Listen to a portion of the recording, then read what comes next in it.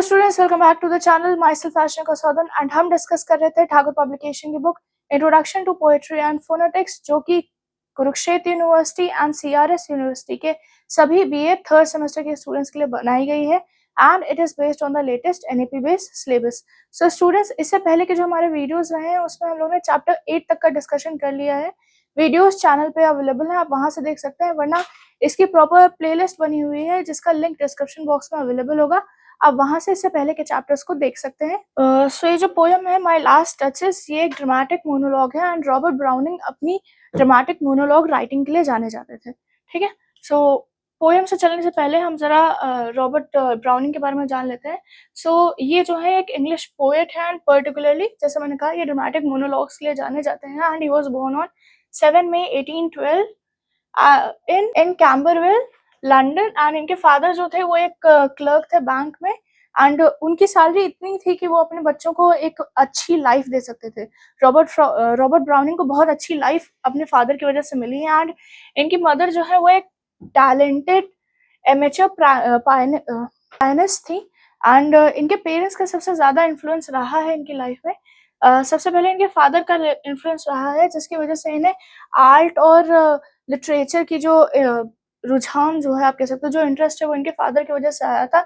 इसके बाद इनकी मदर की वजह से इनके ऊपर म्यूजिक का इन्फ्लुएंस भी आया, या म्यूजिक के प्रति जो उनका प्यार था वो इनकी मदर की वजह से आया। एंड इसके अलावा इनकी मदर ने जो है इनको, आप कह सकते हो, एक डिवोटेड इंसान बना दिया, या गॉड के एग्जिस्टेंस पर बिलीव करने के लिए इनको मना लिया। ओके, इसके अलावा इनकी एक सिस्टर भी थी जिसका नाम था सिरियान एंड ये अपने सिस्टर के साथ, मतलब सिबलिंग्स के बीच काफी अच्छा रिलेशन था, दोनों एक दूसरे से काफी प्यार करते थे। इनके एजुकेशन की जब हम बात करते हैं तो इन्होंने 14 इयर्स तक जो है एक प्राइमरी स्कूल में पढ़ाई की है। ठीक है, एंड उसके बाद की जो एजुकेशन है, इनके पेरेंट्स जो है ना इनको किसी प्राइवेट स्कूल में डालना चाहते थे एंड ना ही किसी पब्लिक स्कूल में। सो इवेंचुअली ये होम ट्यूटर रहे हैं till the age of 16-17। And उस बीच जो है रॉबर्ट ब्राउनिंग ने, इनके फादर के पास कलेक्शन थे 7,000 बुक्स का। सो इनके फादर के कलेक्शन को उन्होंने पढ़ा है and at the age of 16-17 और इन 1828 इन्होंने लंदन यूनिवर्सिटी को, या यूनिवर्सिटी ऑफ लंदन, ज्वाइन किया एंड वहां पे भी इन्होंने सिर्फ 6 मंथ्स पढ़ाई की थी एंड उसके बाद इन्होंने कॉलेज छोड़ दिया था।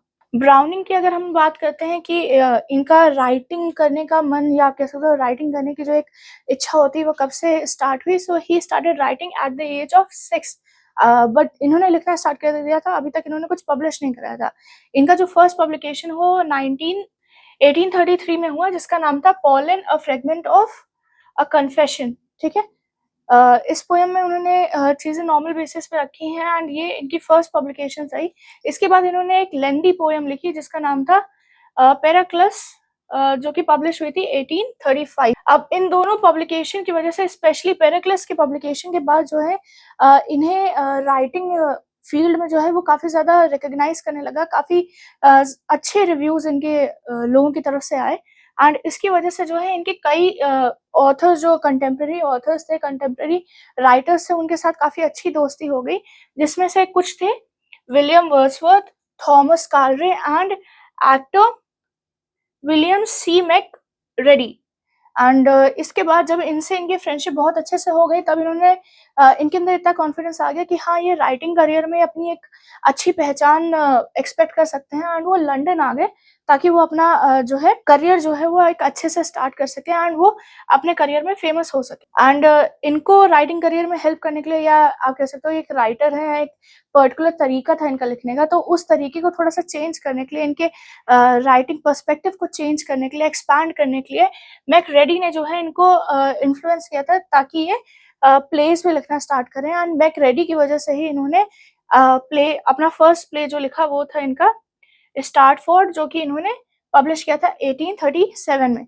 अब इसके अगले 10 साल तक वो पब्लिकेशंस प्लेस को पब्लिश करते रहे एंड अराउंड 6 प्लेस जो है इन्होंने लिखे थे, बट इनके प्लेस आज सच कुछ ज्यादा चले नहीं। एंड रीजन वो ये आ जाता है कि इनके जो प्लेस थे उसमें कैरेक्टर एनालिसिस बहुत डिटेल में ये करते थे एंड कैरेक्टर एनालिसिस की वजह से जो है प्ले के आप कह सकते हो प्लॉट पे ज़्यादा फोकस नहीं कर पाते थे, एंड प्ले का जो ओवरऑल प्लॉट होता था वो बहुत ज़्यादा नेग्लेक्ट हो जाता था। ड्रामेटिक एक्शन जो है ये बहुत ज़्यादा नेग्लेक्ट कर देते थे, जिसकी वजह से इनके प्लेस एज सच चले नहीं हैं, ठीक है। एंड सबसे जो कह सकते हो कि सबसे ज़्यादा फ्लॉप या सबसे ज़्यादा क्रिटिसिज्म जिस प्ले का हुआ है वो इन्होंने पब्लिश किया था 1840 में, जिसका नाम था सोरडेलो। एंड इसकी वजह से जो इनकी जो इमेज थोड़ी मतलब अच्छी हो रही थी, इनका करियर में नाम हो रहा था, इस प्ले के बाद जो है वो डिक्लाइन होना बहुत ज़्यादा शुरू हो गया, बहुत रैपिड फेज में डिक्लाइन होना स्टार्ट हो गया था। एंड इस डिक्लाइन के बाद ब्राउनिंग ने फिर से जो इनका मोनोलॉग लिखने का तरीका था, ड्रामेटिक मोनोलॉग लिखने का तरीका था, वो इन्होंने स्टार्ट कर दिया था। एंड उसके बाद इन्होंने एक लेंदी पोएम, कई सारी लेंदी पोएम्स लिखी। सबसे पहली जो लिखी उन्होंने पीपा पासेस लिखी 1841 में। एंड इसके बाद इन्होंने दो कलेक्शंस लिखे हैं शॉर्टर पोएम्स के। पहला आ जाता है ड्रामेटिक लिरिक्स 1842 में, एंड इसके बाद इन्होंने लिखा dramatic romance and lyrics 1840। And इस दोनों ही जो बुक्स इन्होंने पब्लिश की, दोनों कलेक्शंस इन्होंने पब्लिश किए, उसमें इन्होंने बहुत ही अच्छे से जो इनकी ग्रिप थी ड्रामेटिक मोनोलॉग में, वो इन्होंने बहुत अच्छे से दिखाया है। अब इसके अलावा भी इनकी कई सारी पोएम्स हैं, लाइक कलेक्शंस तो ये हो गए, बुक्स ही हो गई, बट इसके अलावा इन्होंने कई सारी पोएम्स भी लिखी, जैसे माई लास्ट डचेस जो आपके कोर्स में है, जो हम अभी आगे डिस्कस करेंगे। Then soliloquy of Spanish cloister, the bishop orders his ट्यूम।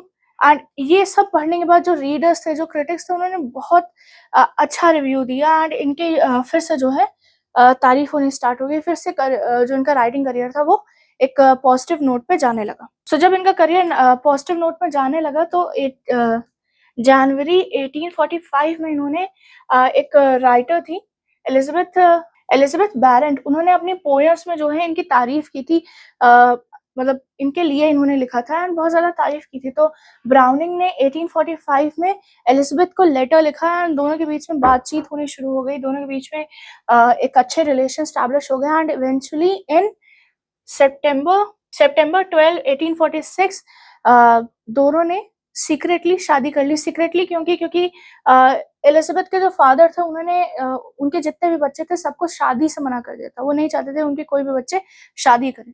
So Elizabeth को अपने फादर से बचने के लिए छुप के शादी करनी पड़ गई। एंड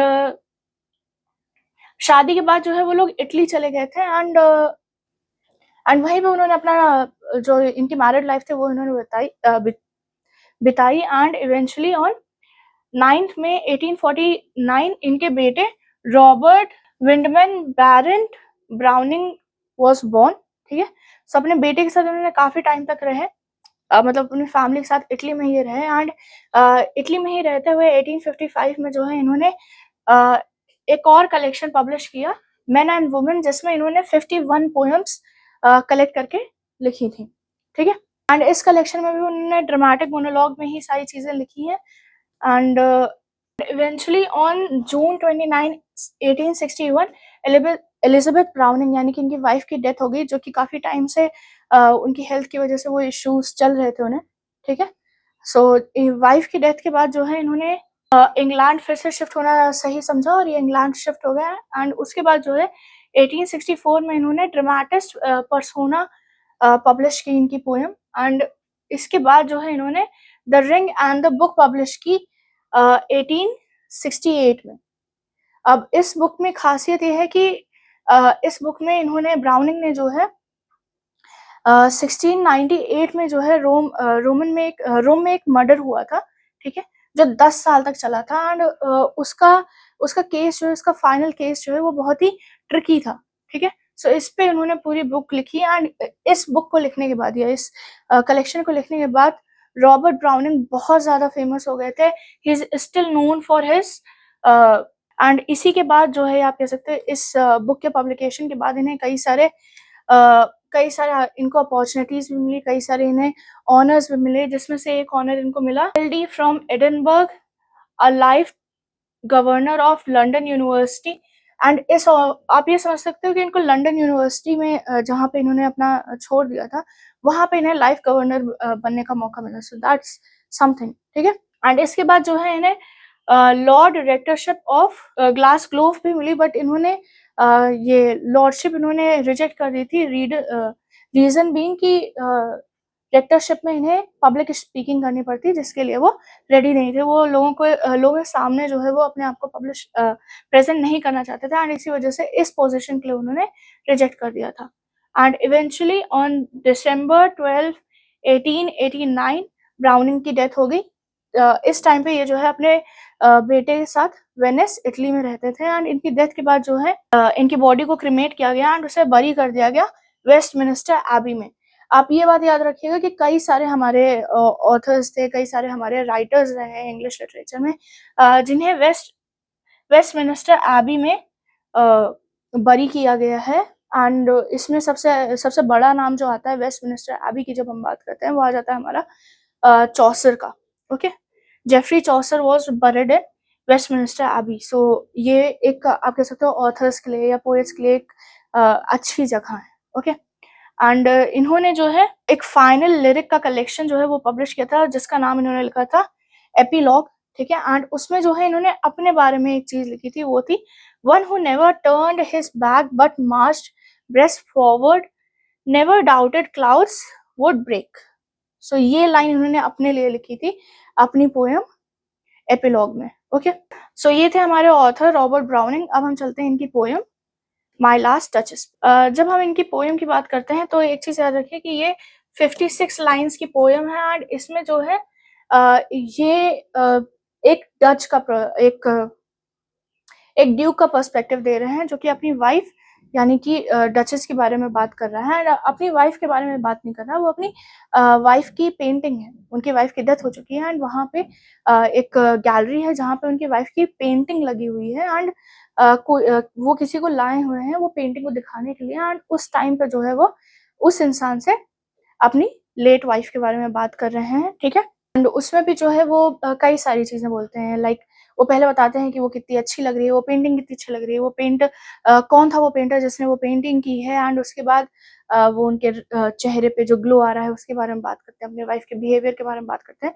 कई सारी चीजें हैं। एंड आप ये जो कोट्स लगे हुए हैं या जब आप लाइन्स को पढ़ रहे होंगे तब आपको क्लियर हो जाएगा कि ये भी एक ड्रामेटिक मोनोलॉग है। देखिए, यहाँ तक तो लाइन सही है, बट यहाँ आके आई सेड आ गया, एंड ऐसा ही पूरे के पूरे आपको पोएम में देखने को मिलेगा। I said, he said, then कई जगह इन्होंने सर बोला है with reference to the person who is standing in front of him, and जिससे वो इस पोएम को डिस्क्राइब कर रहे हैं, अपनी फीलिंग्स के बारे में बात कर रहे हैं। ठीक है, ये थी लास्ट टचेस के बारे में, पोएम के बारे में। अब हम चलते हैं पोएम की फर्स्ट 5 लाइन्स पे। So the first 5 lines are, that's my last touches painted on the wall, looking as if she were alive. I call the piece a wonder now.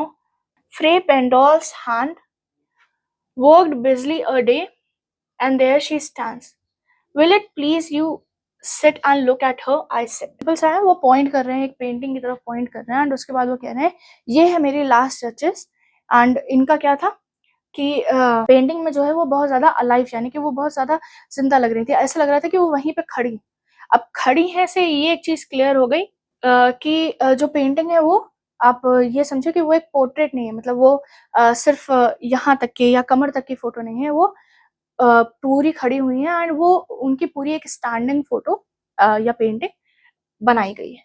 And इसके बाद वो कहते हैं कि ये पेंटिंग जो है वो फ्रे पेंडलॉफ ने बनाई है, एंड उनको ये पेंटिंग बनाने में पूरा एक दिन लगा है।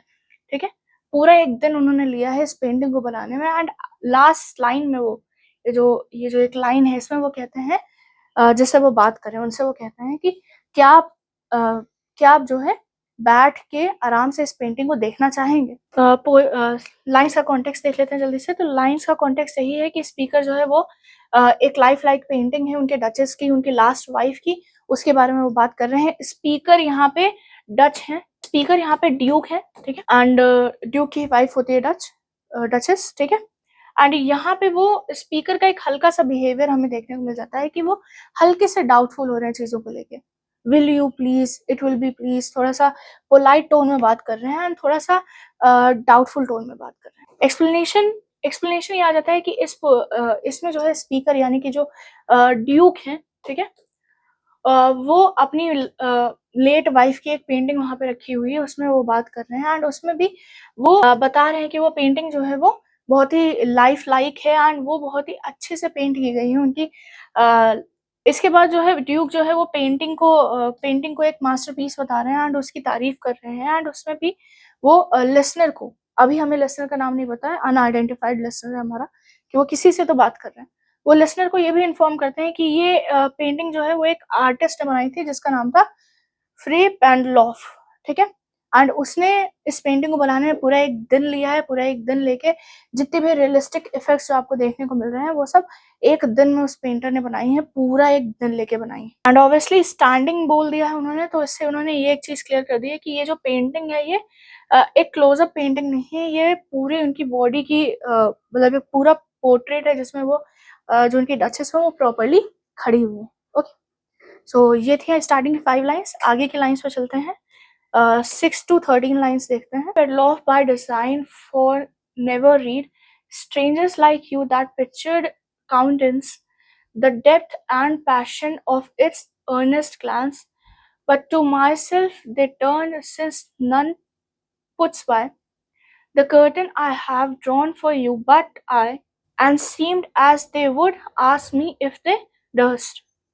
How such a glance came there, so not the first. So इस स्टैंजा में जो है या ये जो आपकी 6 लाइन्स हैं, इसमें जो है 6-7 लाइन्स जो है इसमें वो कहते हैं कि फ्रे ने जो है ये पूरा डिजाइन किया है एंड इसमें जो है जब ये कोई स्ट्रेंजर उन्हें देखता है या किसी को मैं दिखाने लाता हूँ यहाँ, एंड एक बात आप समझ लीजिए कि ये मेरी पर्सनल एरिया है, ये मेरा पर्सनल एरिया है।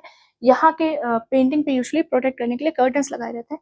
सो इस पेंटिंग का जो कर्टन है वो सिर्फ मैं ही हटा सकता हूँ, मेरे ही थ्रू होगा। तो इससे ये बात तो क्लियर होगी कि ये जो पेंटिंग है ये इनकी पर्सनल गैलरी में, एक ऐसी गैलरी में नहीं जहाँ पे कोई भी जा सकता है।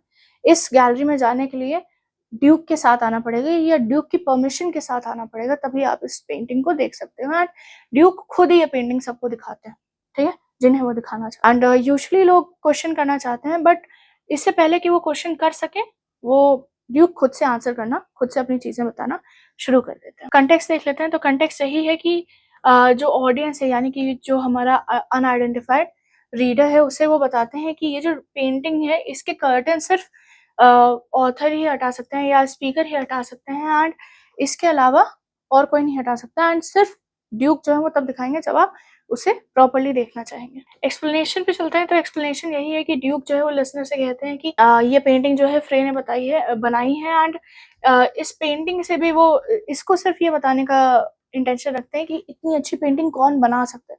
अगर आप कोई चीज अच्छी देखते हो तो आपके दिमाग में क्वेश्चन आता है यार ये किसने बनाई। ड्यूक जो है वो खुद से आंसर कर देते हैं इससे पहले कोई कुछ पूछ पाए कि किसने बनाई है, कैसे बनाई है। तो वो ड्यूक खुद से ही बता देते हैं कि ये पेंटिंग जो है वो फ्रे पेंटलॉफ ने बनाई है। एंड इसमें भी जो है वो हाईलाइट कराते हैं कि किस तरीके से पेंटर ने जो है वो डचेस के एक्सप्रेशंस, उनके जो फेशियल फीचर्स थे वो बहुत अच्छे से दिखाया। इसके बाद जो है वो उनका जो लिसनर है उसको बताते हैं कि इस पेंटिंग को देखने का सिर्फ परमिशन जो है वो ड्यूक के पास है, वो और किसी को नहीं करते। एंड विदाउट परमिशन कोई इस पेंटिंग को नहीं देख सकता एंड सिर्फ ड्यूक के पास ही इस पेंटिंग को देखने की आप कह सकते हो इजाजत है या हक है। ओके, सो इससे एक चीज क्लियर हो गई कि ये पेंटिंग जो है वो इनकी प्राइवेट गैलरी में है and only he has the access to see that painting, only he can show others this painting. Okay, and इसके आगे वो कहते हैं कि अगर जब भी मैं किसी को ये पेंटिंग दिखाता हूँ तो उनके दिमाग में एक क्वेश्चन जरूर आता है, वो ये रहता है कि डचेस की इतनी अच्छी पेंटिंग, इतनी रियल पेंटिंग कैसे बन सकती है। एंड इसका भी क्वेश्चन वो डायरेक्टली नहीं करते एंड कोई क्वेश्चन कर सके ड्यूक से पहले वो लोगों के एक्सप्रेशन से ही, लोगों के एक्सप्रेशन देख के ही वो समझ जाते हैं कि सामने वाला क्या पूछना चाह रहा है एंड वो सामने वाले को आंसर देना शुरू कर देते हैं। ठीक है, अब ये जो एक्सप्रेशंस हैं ड्यूक डचेस के फेस पे वो क्यों है, ये क्वेश्चन लिसनर के हिसाब से वो देख के बता देते हैं। जो उनका ऑडियंस रहता है उसके एक्सप्रेशंस देख के ड्यूक खुद से बोलना शुरू कर देता है। तो देखते हैं ड्यूक अपनी वाइफ के बारे में क्या बोल रहा है। ये 14 to 21 जो लाइन है इसमें वो अपनी वाइफ के बारे में, अपनी लेट वाइफ के बारे में बात कर रहे हैं एंड स्पेशली जो पेंटिंग है या किस तरीके के एक्सप्रेशन है एंड उस एक्सप्रेशन के रीजंस क्या हैं वो ये समझाने की कोशिश कर रहे हैं। Her husband's presence only call that spot of Joy into the Duchess' cheeks perhaps. Frey Penloff chanced to say her mental lapse over my lady's wrist too much, or paint must never hope to reproduce the faint half flush that dies along her throat. Such stuff was courtesy, she thought, and cause enough for calling up the spot of joy she had. So इस line में जो है वो exact reason देते हैं कि ये जो डचेस थी उनके चेहरे पे जो एक्सप्रेशन था वो क्यों था, एंड उसका भी रीजन वो इसलिए दे रहे हैं। पहला पॉइंट वो कहते हैं कि ये रीजन जो है वो मेरी प्रेजेंस यानी कि उनके हस्बैंड की प्रेजेंस की वजह से नहीं है कि यूजुअली होता है कि वाइफ जब अपने हस्बैंड को देखती है तब उनके चेहरे पे एक स्माइल आ जाती है, बट डच कहते हैं, ड्यूक कहते हैं कि नहीं नहीं, मेरे प्रेजेंस की वजह से वो स्माइल नहीं आई थी उनके फेस पे। उनकी स्माइल जो है वो शायद इसलिए आई थी कि ये जो पेंटर है फ्रे पेडलॉफ, उसने उनकी तारीफ की थी। उनकी तारीफ करते हुए उसने कहा था कि ये जो आपका मेंटल है, आपका शॉल है, वो आपके हाथ को बहुत ज्यादा कवर कर रहा है, थोड़ा पीछे कर लीजिए, या आपके जो गले पे जो हल्का से एक स्ट्रेस बन रहा है वो पेंटिंग में बहुत अच्छा लग रहा है, जिसकी वजह से वो स्माइल कर रही थी। लाइक एक हाफ कर्टेसी स्माइल होती है कि अरे सामने वाले ने मेरी तारीफ की, इस वजह से मुझे मुस्कुराना चाहिए, ठीक है। सो उस सेंस में वो मुस्कुराई हैं, ठीक है। एंड ये रीजन ड्यूक दे रहे हैं कि इसी रीजन की वजह से वो जो स्माइल आपको, जो एक्सप्रेशंस उनके चेहरे पे देखने को मिल रहे हैं, वो मेरी वजह से देखने को नहीं मिल रहे हैं, वो पेंटर ने उनकी तारीफ की है, इस वजह से आपको देखने को मिल रहा है, ठीक है। कंटेक्स्ट पे चलते हैं। सो कंटेक्स्ट यही है कि स्पीकर जो है फाइनली बताता है कि डचेस के चेहरे पे जो स्माइल है वो किस वजह से है, एंड वो क्लियर रीजंस देता है कि मेरी प्रेजेंस की वजह से वो स्माइल।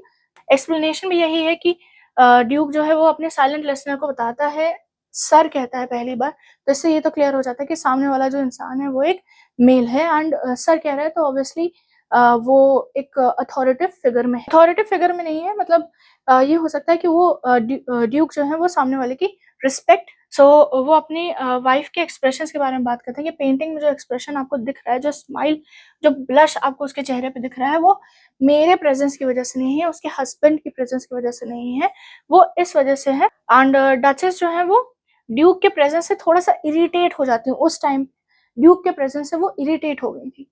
अब ये जो एक्सप्रेशन उनको आपके चेहरे पर देखने को मिल रहा है वो ये है कि जो पेंटर था उसने उनकी तारीफ की है, उनके हाथ की तारीफ की है, उनके शॉल की तारीफ की है, एंड इसी वजह से वो स्माइल कर रही हैं। बट ये जो स्माइल आ रही है वो ड्यूक जो है वो एनवियस दिखते हैं, क्योंकि ये जो स्माइल है वो इनके हस्बैंड की वजह से नहीं आ रही, ठीक है। ड्यूक जो है वो जेलस फील कर रहे हैं एंड वो एनवियस है कि उनकी वाइफ के चेहरे पे जो स्माइल है वो उनकी वजह से नहीं आई है। वो किस वजह से आई है, वो भैया जब पेंटर उनकी तारीफ कर रहा था इस वजह से आई है, and he is jealous of that, और he is angry with that, and इसी वजह से उस पर्टिकुलर टाइम पे डचेस जो थी वो ड्यूक से इरिटेटेड थी। एंड इससे जो है एक चीज क्लियर हो जाती है कि ड्यूक कभी नहीं चाहते कि उनकी वाइफ के चेहरे पे यानी कि डचेस के चेहरे पे कोई स्माइल, कोई ब्लश किसी और के कॉम्प्लीमेंट की वजह से है। वो हमेशा चाहते हैं कि उनकी वाइफ के चेहरे पे जो हंसी आए, जो ब्लश आए, वो सिर्फ उनके प्रेजेंस की वजह से आए या फिर उनके कॉम्प्लीमेंट करने की वजह से आए। एंड डचेस ये बात ऑब्वियसली नहीं मान रही है, या डचेस को ये बात ऑब्वियसली पता नहीं। तो ये हो गए 21 लाइन्स। नेक्स्ट 3 लाइन्स पे चलते हैं, that is 22 to 24। So lines are, a heart, how shall I, soon made glad, too easily impressed, she liked whatever she looked on, and her looks went everywhere. So इसमें उनका कहना है कि मैं क्या ही कहूँ, ठीक है, मैं क्या ही कहूँ अपनी वाइफ से, उनका दिल जो है वो हर किसी पे आ जाता था, वो हर छोटी सी छोटी चीज पे खुश हो जाती थी, वो हर किसी के लिए मुस्कुरा देती थी, ठीक है। लाइक कोई अगर उनके लिए कुछ भी करता था वो मुस्कुरा देती थी, एंड उनकी जो स्माइल है वो हर किसी के लिए रहती थी। ये जो लुक आपको देखने को मिल रहा है ये हर किसी के लिए रहता था। ये 3 लाइन कह के ड्यूक जो है वो डचेस को क्रिटिसाइज करते हैं या डचेस के बिहेवियर को क्रिटिसाइज करते हैं। एंड कंटेक्स्ट भी यही है कि इन 3 लाइन्स में उन्होंने डचेस के बिहेवियर के बारे में बताया, उनके नेचर के बारे में बताया, एंड उसको क्रिटिसाइज किया।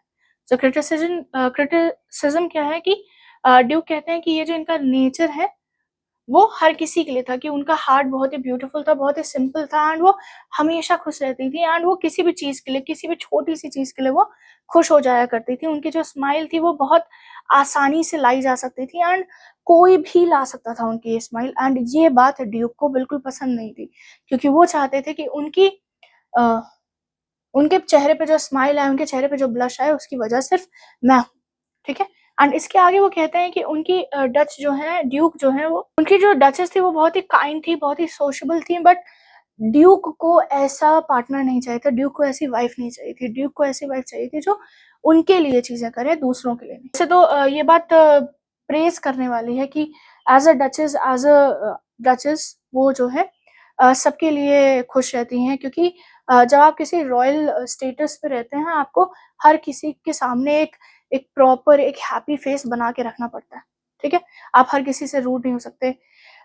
अगर आप एक अच्छे आप कह सकते हो राजा हो, या आप एक अच्छे रॉयल फिगर हो, देन आपको एक प्रॉपर अटायर मेंटेन रखना पड़ता था, जो डचेस रखती थी, ठीक? सो ये प्रेज़ करने वाली बात है, बट ड्यूक को ये बात पसंद नहीं है, एंड इसी वजह से वो इसका क्रिटिसिज़्म करता है। चलिए आगे की लाइन्स पे चलते हैं।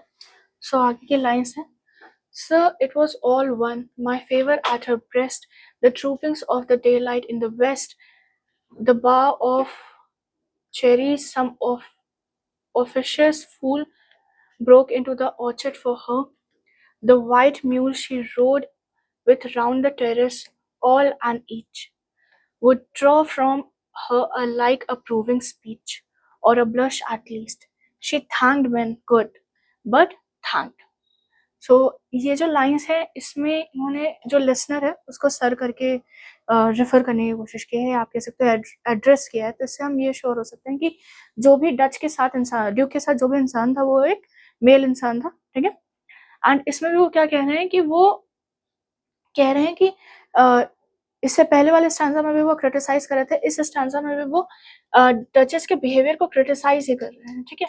कोई ऐसा चेंज आया नहीं है, इसमें उन्होंने क्रिटिसाइज़ किया, एंड क्रिटिसाइज़ करते हुए वो कह रहे हैं कि डचेस का जो बिहेवियर था वो ये था कि वो हर किसी के लिए, हर किसी को थैंक यू बोलती थी, हर किसी के लिए उनका एक जैसा बिहेवियर था। अब क्या-क्या एग्ज़ाम्पल उन्होंने दिए कि अगर मैं उनके लिए कोई गिफ्ट लाता हूँ, अगर मैं उनके लिए कोई ब्रोच लाता हूँ, जो वो अपने ब्रेस्ट के पास या यहाँ पे वो लगा सकते हैं, अपने कॉलर्स पे लगा सकती हैं, वो उसे भी सेम अप्रूविंग या ब्लशिंग से थैंक यू बोलती।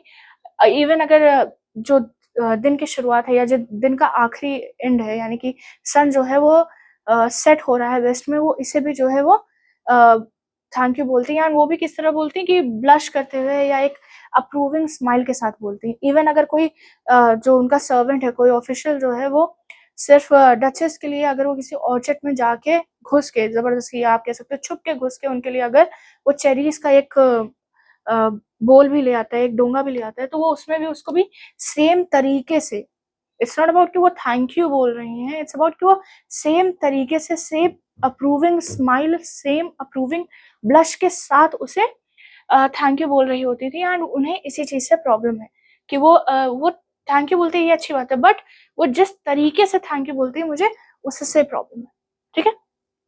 कॉन्टेक्स्ट जल्दी से इसका देख लेते हैं, तो कॉन्टेक्स्ट यही है कि इसमें भी ड्यूक ने जो है वो लिसनर से डचेस के बिहेवियर के बारे में बात की है, एंड इसमें भी उन्होंने कहा है कि वो हर चीज़ को अप्रिशिएट कर देती थी, इक्वली अप्रिशिएट करती थी, चाहे वो कोई छोटी चीज़ हो, चाहे वो कोई बड़ी चीज़ हो, वो हर चीज़ को एक ही नज़र से देखती थी, एंड इक्वली बेसिस पे वो अप्रूव करती थी, ठीक है?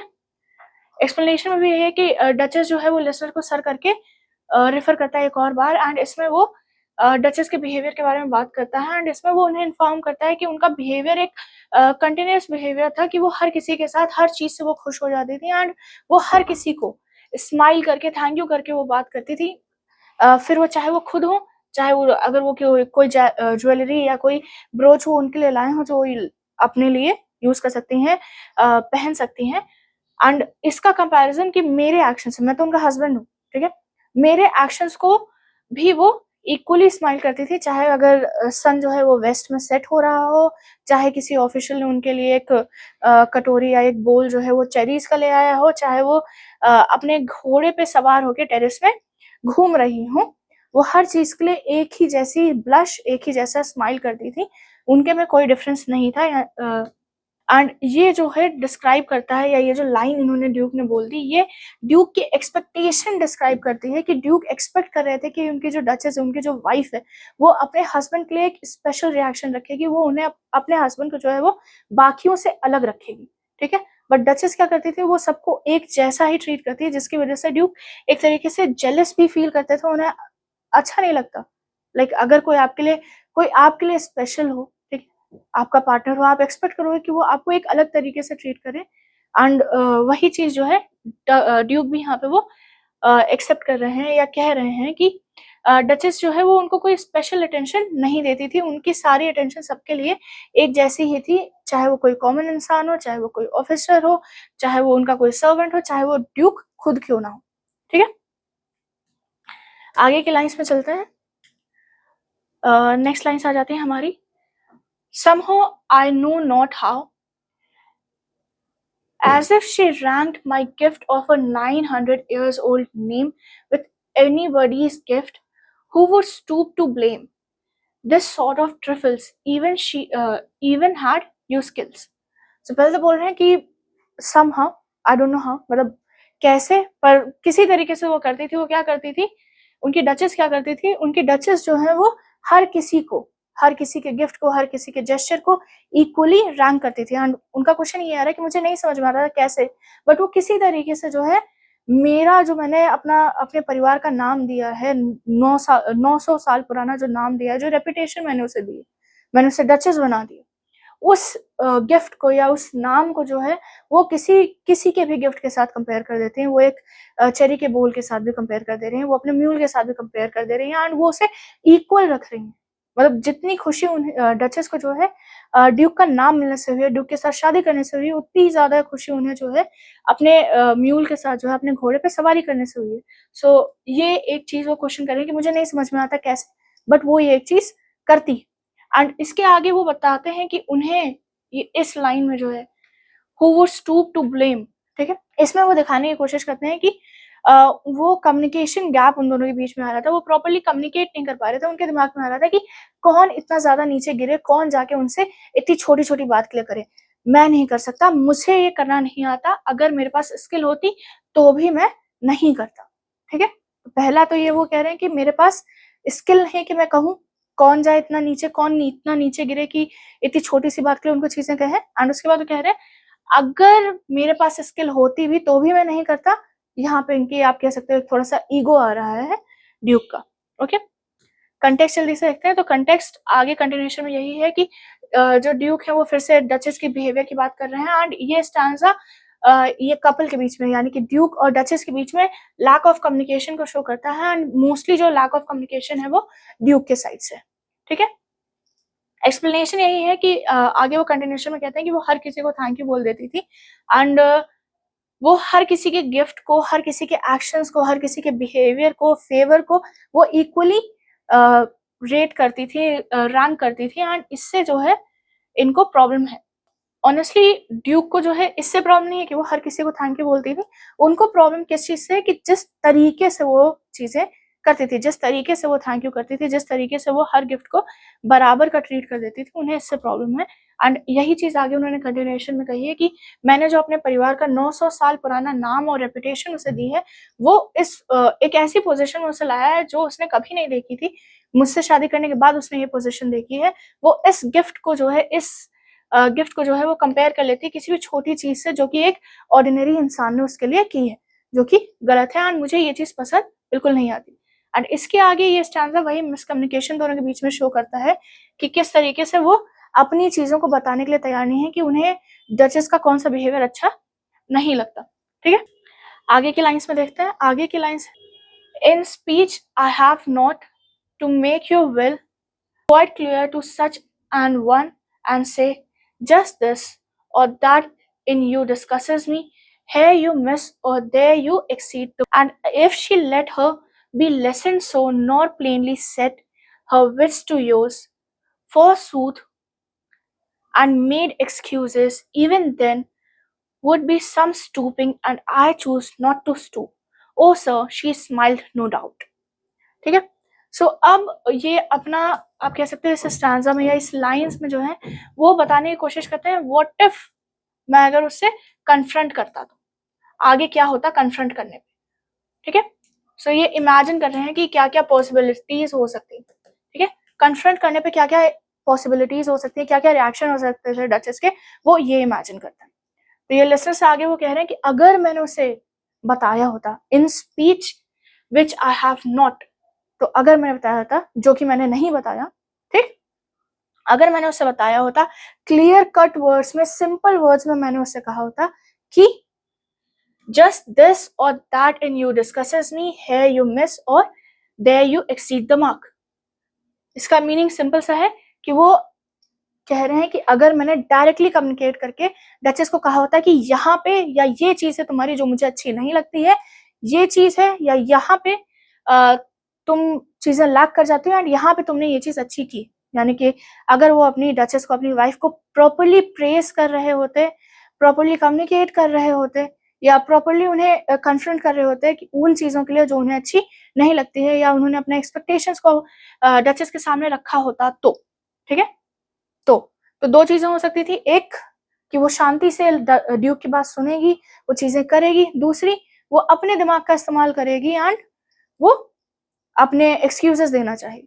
तो यहाँ पे वो आगे कंटिन्यू करते हुए कहते हैं कि अगर उसने अपने दिमाग का इस्तेमाल नहीं किया होता, अगर उसने अपनी एक्सक्यूजेस नहीं दिए होते, उसने सिर्फ मेरी बातें सुनी होती एंड खुद में बिहेवियरल चेंजेस लाए होते, अपने बिहेवियर को चेंज किया होता, उसने ये सारे चेंजेस लाए होते, एक्सक्यूजेस नहीं दिए होते एंड वो चीजें करती, ठीक है। तो ये पॉजिटिव पॉसिबिलिटी की भी बात कर रहे हैं एंड पॉसिबिलिटी में भी जो है वो पॉजिटिव पॉसिबिलिटी की बात कर रहे हैं कि अगर उनका रिस्पॉन्स जो होता वो अच्छा होता, वो शांति से ड्यूक की बात को सुन के अपने बिहेवियर में चेंज करने की कोशिश करती। तो भी इनका कहना है कि ये जो कन्फ्रंट करना है ना, ड्यूक फिर से वही चीज कह रहे हैं कि ये जो कन्फ्रंट करने वाली चीज है ना, ये तो भी बताती है कि मैं अपनी डचेस के सामने झुक रहा हूँ, मैं स्टूप हो रहा हूँ। स्टूप मतलब होता है कि आप किसी के सामने झुक रहे हैं, आप बाव डाउन कर रहे हैं। तो यहाँ पे भी कन्फ्रंट करने में भी थोड़ी बहुत स्टूपिंग है, थोड़ा बहुत झुकना पड़ेगा मुझे एंड मैं झुकने के लिए बिल्कुल नहीं तैयार हूँ, ठीक है। I choose never to stoop, मैं झुकने के लिए बिल्कुल तैयार नहीं हूँ, मैं कम्युनिकेट नहीं करूंगा, ठीक। तो यहाँ पे ड्यूक का जो आप कह सकते हो रिजिड बिहेवियर है, फिक्स्ड बिहेवियर है, ईगोस्टिक बिहेवियर है, वो आपको इन लाइन्स में देखने को मिल जाएगा। एंड इसके आगे अगेन वो कहते हैं oh sir she smiled no doubt. तो वो फिर से कहते हैं अरे सर वो स्माइल करती थी, इसमें कोई शक नहीं है, वो बहुत अच्छी स्माइल करती थी। सो इसमें भी है कि वो बैरियर्स को कंप्लेन कर रहे हैं कि अगर उन्होंने बैरियर्स हटा दिए होते, कम्युनिकेशन बैरियर्स जो उनके बीच में थे वो हटा दिए होते, तो भी वो बिलीव कर रहे थे कि वो शायद वो एक्सक्यूज थे, शायद वो फाइट बैक करे। बट अगर वो पॉजिटिव सेंस में भी लेती, वो फाइट बैक नहीं करती, तो भी क्या होता, वो प्रॉपरली कम्युनिकेट करती और वो चीजें चेंज कर लेती। एक्सप्लेनेशन सिंपल सा है कि ड्यूक इसमें कह रहे हैं कि वो भले ही कम्युनिकेशन बैरियर्स अपने जो हटाने की कोशिश करते, वो डचेस को, अपनी वाइफ को जो भी चीजें हैं वो प्रॉपरली कम्युनिकेट करके बताते। सो इसमें भी जो है दो चीजें हो सकती थी, जैसे मैंने कहा कि एक तो होता कि वो अनविलिंग होती, वो फाइट बैक करती, वो अपने एक्सक्यूजेस देती। अगर वो एक्सक्यूजेस नहीं भी देती, वो एक्सेप्ट करती ड्यूक की बात एंड वो अपना बिहेवियर चेंज करने की कोशिश करती एंड वो अपने एटीट्यूड को, अपने बिहेवियर को चेंज करती एंड जो ड्यूक चाह रहे हैं उसके हिसाब से, तो भी क्या होता, तो भी वो एक डिसरिस्पेक्टफुल होता उनके लिए, ड्यूक के लिए डिसरिस्पेक्टफुल होता कि उन्हें अपनी चीजें कहनी पड़ गई, उनकी वाइफ को चीजें समझ नहीं है, इसके लिए भी उन्हें अपनी वाइफ के सामने झुकना पड़ता।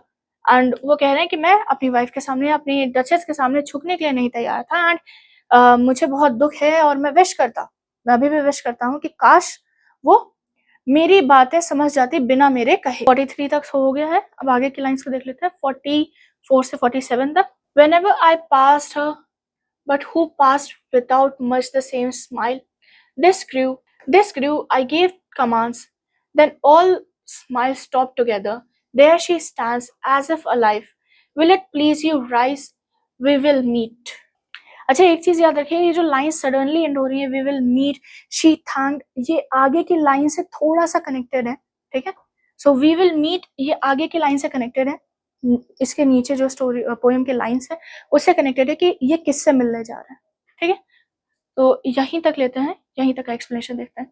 तो इस इन लाइन्स में उनका सिंपल सा कहना है कि जब भी मैं उसके पास से जाता था या जब भी मैं उसे देखता था, जब भी वो मुझे देखती थी, मेरे पास से गुजरती थी, तब भी वो स्माइल करती थी, वो मुस्कुराती थी, ठीक है। एंड अगर आप ये चीज आप देख सकते हैं यहाँ पे भी आपकी लाइन है, oh sir she smiled no doubt. इसकी कनेक्टिंग लाइन जो है वो नीचे वाली, she smiled whenever I passed her, ठीक है।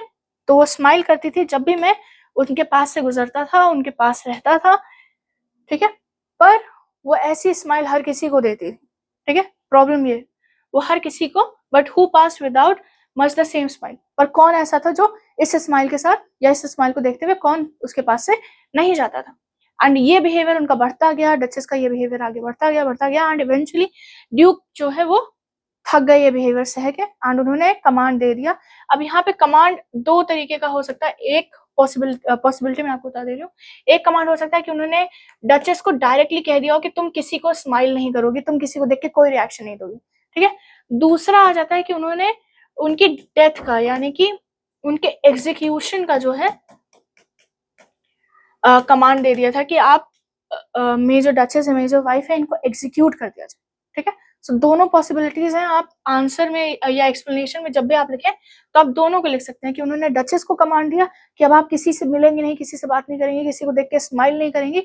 दूसरा इसका इम्प्लीकेशन हो सकता है कि उन्होंने डचेस को जो है वो एक्सिक्यूशन का कमांड दे दिया, यानी कि डचेस को जो है वो सर कलम कर दिया जाए या उन्हें मार दिया जाए, ठीक। सो आई गेव कमांड्स, यानी कि मैंने उन्हें कमांड्स दिया एंड इसके बाद क्या हुआ, सारी स्माइल, जितनी भी डचेस की स्माइल थी, जितनी भी उनकी वाइफ की जो हैबिट थी, वो सब बंद हो गई। और अब वो क्या है, अब वो पोर्ट्रेट में आपके सामने खड़ी हुई है जैसे कि वो जीवित है, जैसे कि वो अलाइव है, ठीक। तो यहाँ पे पोर्ट्रेट की बातें खत्म हो गई है, अब वो वापस रियलिटी में आ रहे हैं, ठीक है। एंड वो जो जिनसे वो बात करते हैं, जिनको पोर्ट्रेट के बारे में चीजें बता रहे हैं, उनसे वो कह रहे हैं क्या आप खड़े होंगे, विल यू प्लीज राइज, अब आप क्या खड़े होंगे। एंड इसके आगे वी विल मीट, तो आगे की लाइंस में देखते हैं कि वो किससे मिलने की बात कर। कंटेक्स्ट देख लीजिए। कंटेक्स्ट यही है कि डचेस हर जगह स्माइल करती थी एंड वो जब भी उनके पास से गुजरते थे या कोई भी उनके पास से गुजरते थे तो वो स्माइल करती थी एंड ये स्माइल जो है वो कोई भी स्पेशल नहीं थी। एंड आखिर में जो है ड्यूक एडमिट करते हैं कि वो ये सब नहीं सह पा रहे थे एंड इसी वजह से उन्होंने एक डायरेक्ट कमांड दे दिया अपने डचेस को, जिसकी वजह से उनकी सारी स्माइल रुक गई। ड्यूक ने इन लाइंस में जो है लिसनर से, यानी कि जो भी जिससे भी वो बात करते हैं, उनसे कन्फेस किया या एक्सेप्ट किया उनके सामने कि डचेस जो है उनका बिहेवियर अच्छा था एज वाइफ, वो अपने हस्बैंड से बहुत अच्छे से बिहेव करती थी। जब भी वो उनके पास रहते थे वो स्माइल करती थी, जब भी उनके बगल से हो जाते थे वो तब भी स्माइल करती थी, पर वो स्माइल हर किसी के लिए थी, कोई स्पेशल बात नहीं थी उस स्माइल में। एंड ये चीज जो है उन्होंने हर किसी से कही है कि वो हर किसी के साथ बहुत ही जेनरस एटीट्यूड है उनकी वाइफ का। एंड इसके आगे वो कहते हैं कि हाँ मेरी वाइफ मुझसे प्यार करती थी, मैं भी उनसे प्यार करता था, बट वो हर किसी को एक जैसे स्माइल देती थी जो मुझे बिल्कुल अच्छा नहीं लगता था एंड वो रुकी नहीं। एंड एक पॉइंट ऐसा आया जहाँ पे मैं ये सब अब सह नहीं सकता था, I couldn't take any longer. And इसके बाद मैंने एक ऑर्डर इशू किया जो अपने डचेस के खिलाफ, जिसकी वजह से सारी उनकी स्माइल जो है, जितनी भी उनकी खुशी थी, जितनी भी उनकी स्माइल थी, वो अब इसका इम्प्लीकेशन मैंने आपको बता दिया कि इसके दो इम्प्लीकेशन है। पहला हो सकता है कि उन्होंने उनको डेथ सेंटेंस का ऑर्डर दे दिया, दूसरा हो सकता है कि उन्होंने अपनी वाइफ को कैद करने का या एक डायरेक्ट इंस्ट्रक्शन दे दिया कि आप किसी से नहीं मिलेंगे, किसी को देख के कोई स्माइल नहीं करेंगे। एंड फिर से ड्यूक जो है वो पोर्ट्रेट की पॉइंट करते हुए कहते हैं कि देखिए अब वो आपके सामने हंसती हुई खड़ी हुई है, बिल्कुल ऐसे लग रहा है कि वो अलाइव है, वो जीवित है। एंड इसके आगे वो लिसनर से खड़े होने के लिए आगे की लाइंस में चलते हैं। तो ऊपर की लाइन थी we will meet, so they will meet whom? So we will meet the company below. Then I repeat, the count, your master's known munificence is ample warrant that no just pretense of mine for dowry will be disallowed. Though his fair daughter's self as I at starting is my object, nay we will go. यहीं तक लेते हैं, nay we will go next stanza की line है तो वो आगे चली जाएंगे। तो we will meet the company below, मतलब ऑब्वियसली एक हॉल में थे जहाँ पे वो पेंटिंग है। अब ये अपने लिसनर से कह रहे हैं आपको खड़ा होना चाहिए एंड हम जो है, जो हमारे नीचे लोग हैं, नीचे जो हमारी कंपनी है वहां चलते हैं, हम वहां पे बात करते हैं, उनके पास चलते हैं। एंड इसके बाद वो कह रहे हैं, अब मैं आपसे रिपीट करता हूँ, मैं फिर से आपसे कहता हूँ कि ये जो आपके मास्टर है काउंट, तो अब हमें पता चल गया है कि जो लिसनर है वो काउंट का या तो सर्वेंट है या तो उनके अंडर काम करता है या उनका कोई असिस्टेंट, सर्वेंट है या असिस्टेंट, उनके अंडर कोई काम करता है या उनके बिहाफ में ड्यूक से मिलने आया हुआ है, ठीक है। तो ये जो आपके मास्टर हैं उनके बारे में मैं जानता हूँ कि वो बहुत ही काइंड है, बहुत ही ज़्यादा जनरस है। इसी वजह से मैं डाउरी को लेके ज़्यादा कुछ बोलूँगा नहीं। मुझे पता है कि मुझे उनकी बेटी के साथ मुझे और भी चीज़ें, बहुत सारी चीज़ें मुझे मिलेंगी। पर मेरा मेन फ़ोकस क्या है?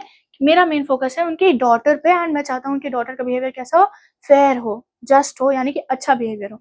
ये जैसे डचेस बिहेव करती थी वैसा बिहेवियर ना हो, वो इनडायरेक्टली कहने की कोशिश कर रहे हैं कि डचेस वाला बिहेवियर ना हो। एंड इसके आगे वो कहते हैं चलिए अब हम चलते हैं। कॉन्टेक्स्ट यही है कि अब लिसनर को रिवील किया गया है कि लिसनर कौन है? वो एक सर्वेंट है या असिस्टेंट है काउंट का, एंड ड्यूक जो है वो दोबारा शादी करना चाहते हैं, या ऑब्वियसली डचेस पिक्चर में नहीं है, डचेस उनके साथ नहीं है, तो अब वो दूसरी शादी कर रहे हैं किसी काउंट के डॉटर से, ठीक है। एंड इसमें भी वो अपनी ग्रीड को शो कर रहे हैं, क्योंकि वो इनडायरेक्टली कह रहे हैं कि मुझे डाउरी की जरूरत नहीं, इनडायरेक्टली वो कह रहे हैं कि मुझे डाउरी की जरूरत नहीं है। तो ये बस एक ग्रीड शो कर रहा है कि वो उनके अंदर लालच भी है, कि वो ऑलरेडी जान रहे हैं उन्हें पैसे मिलेंगे, ठीक। तो एक इनडायरेक्ट पैसिव एग्रेसिव टोन में वो चीजों को कह रहे हैं। एक्सप्लेनेशन यही है कि ड्यूक रिक्वेस्ट कर रहे हैं जो उनका लिसनर से खड़े होने के लिए, एंड वो कह रहे हैं कि हमें बाकी गेस्ट को ज्वाइन करना चाहिए, हमें नीचे चलना चाहिए। एंड इसके बाद रिवील होता है हमें कि जो लिसनर है वो काउंट का एक सर्वेंट है, या काउंट जो है वो उनका एक मास्टर। एंड इसके बाद वो जो लिसनर है वो उसको कहते हैं कि हर कोई जानता है कि आपके मास्टर कितने काइंड है, कितने जनरस हैं, एंड इसी वजह से ड्यूक जो है वो उनकी डॉटर की डाउरी जो है वो डिमांड नहीं करेंगे, या वो जानते हैं उन्हें ऑलरेडी जो वो डिमांड करेंगे उन्हें मिल जाएगा, उनको डाउरी की टेंशन आज सच नहीं है।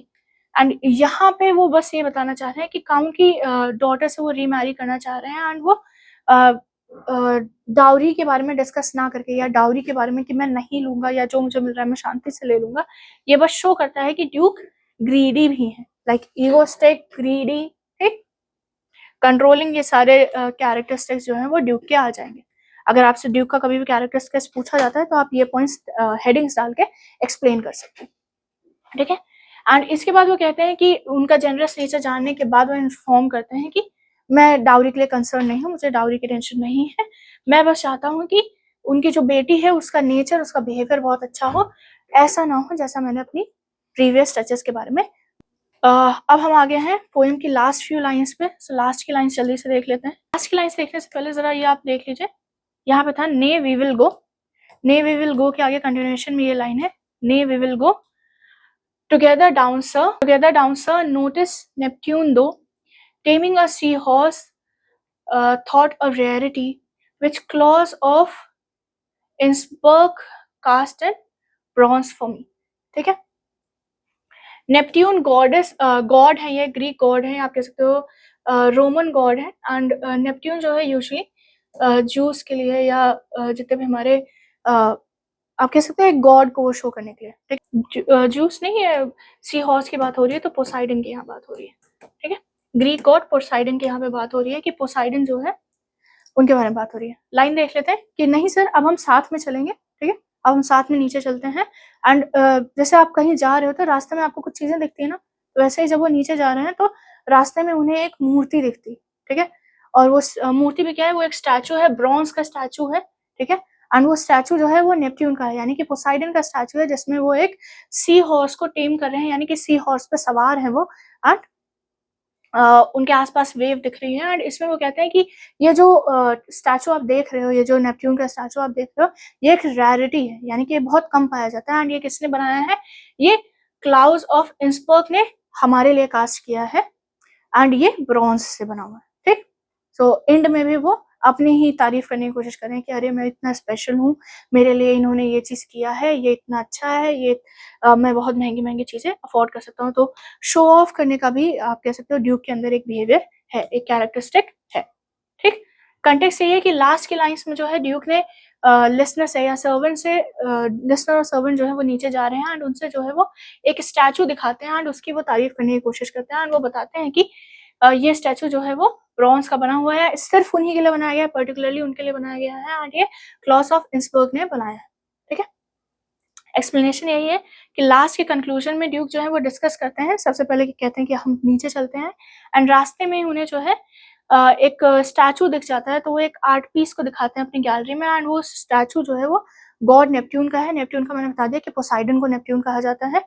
सो गॉड नेपट्यून का है, जो कि एक सी हॉर्स पे सवार है एंड ड्यूक आगे कह रहे हैं कि जिस तरीके से आप, ड्यूक नहीं कह रहे हैं, ये एक इम्प्लीकेशन हम लोग लगा लेते हैं कि जिस तरीके से इस स्टैचू में गॉड ने जो है वो सी हॉर्स को कंट्रोल करके रखा हुआ है, टेम करके रखा हुआ है, वैसे ही ड्यूक अपनी मैरिड लाइफ में चाहते हैं कि वो एज अ गॉड या एज अ हस्बैंड अपनी वाइफ को कंट्रोल करें, अपनी वाइफ को जो है वो प्रॉपरली टेम्ड रखें एंड उनकी वाइफ जो है वो उन्हीं के विल के अकॉर्डिंग, उन्हीं के डिजायर के अकॉर्डिंग ही काम करें। सो कंट्रोलिंग, डोमिनेटिंग, ये सारे कैरेक्टरिस्टिक्स आप ड्यूक के कैरेक्टर स्केच में यूज कर सकते हैं। ओके, सो वो अपनी वाइफ को कंट्रोल करना चाहते हैं, ये एक इम्प्लीकेशन, ठीक है।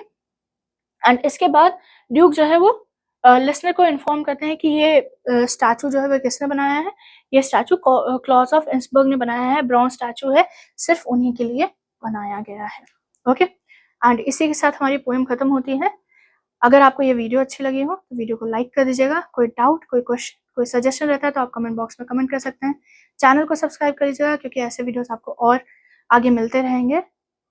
अगर आप ये बुक परचेज करना चाहते हैं, ये बुक आप हमारी ऑफिशियल वेबसाइट पे अमेजोन या फ्लिपकार्ट पे जाके परचेज कर सकते हैं। अगर आप कहीं ट्रैवल करते हुए या कुछ काम करते हुए अपने मोबाइल डिवाइस में पढ़ना चाहते हैं तो आप इसको गूगल प्ले बुक से भी परचेज कर सकते हैं। Thank you so much for watching the video and I will see you on the next.